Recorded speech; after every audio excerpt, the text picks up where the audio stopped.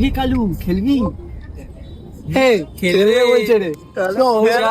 খেলবি নাকি রে? কি রে একে নিয়ে আজ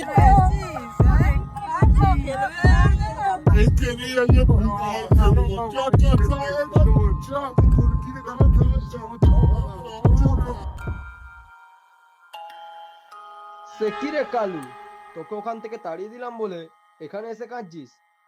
খেলবি? খেলবি? আচ্ছা তুই খেলবি তো তাহলে চ পিছনে ঘর, তাহলে ভালো খেলা হবে।